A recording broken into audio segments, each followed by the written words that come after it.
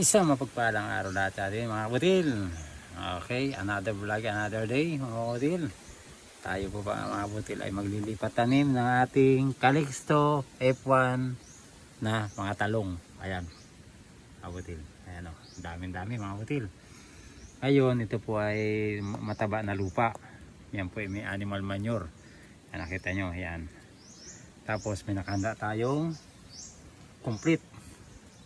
1 linggo po yan sa 6 liters. Yan po ang ating pandidilig para ang ating tanim ay mabilis lumago kagad ang mga butil. Pag naglipat tanim po kayo na may tubo na, kailangan po nyong diligan. Pero mas maganda pag dinilig po nyo ay may abono na. Bukod sa may pataba na yung lupa nya, mayroon pang synthetic na abono para po maganda siyang madali siyang mabuhay mga butil.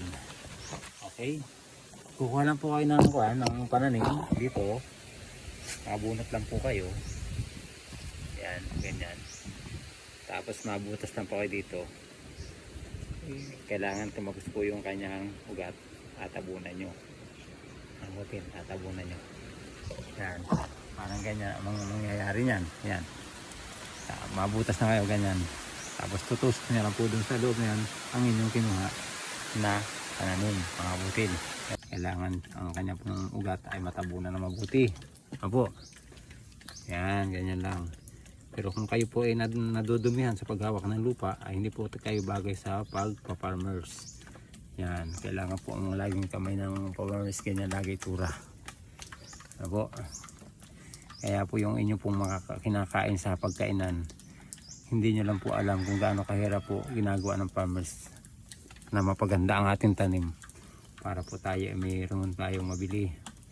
Tapos ang masakit naman yan pagdating naman sa bilihan, abaratin nyo yung mga farmers, maawa naman po kayo dahil ang proseso po ng pagtatanim ay hindi basta basta, ganyan po yan. Yan, tapos ganyan po ang gagawin.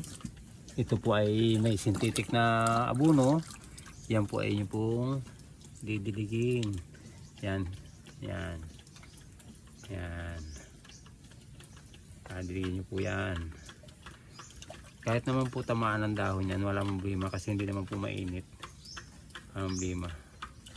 Iingatan na po natin kapag po mainit ang panahon, bago po yan ay tinamaan ng araw, posible po masunog ang kanya ng dahon. Pero pagka ganitong pong malamig ang panahon at umuulan, wala pong problema yan mga kabutil. Hindi po maano yan, hindi po masusunog. Kasi lalo na po kung kayo magtatanim, lilipatanim pagpahapon, kasi dadaan po ang gabi, yan po ay magkakahamog, kaya wala pong problema. Ang problema pag sa araw po kayo sa umaga bago maaraw, kailangan po yung banlawan ng tubig para po mawala yan sa mga dahon-dahon na po mga butil.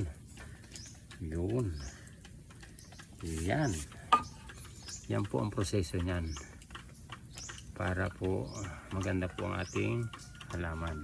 Okay mga butil, pag yung mga natutumba-tumba, inyo pong ayusin para tuwid po yung kanyang tubo. Yan, para pag nanim nyo ay tuwid siya. Yan po mga kabutil. Kaya pag nagustuhan nyo po ang aking ginagawa, pakipollow, like and share naman po. Isang lambing naman dyan, pa-heart naman po. Yan, pakishare naman po sa mga tropa nyo, sa ating mga kaibigan na willing magtanim. Ganyan po yung pagtatanim ng talong na seedlings. Ayan po mga butil.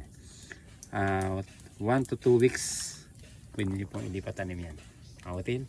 See you to next video. Thank you for watching.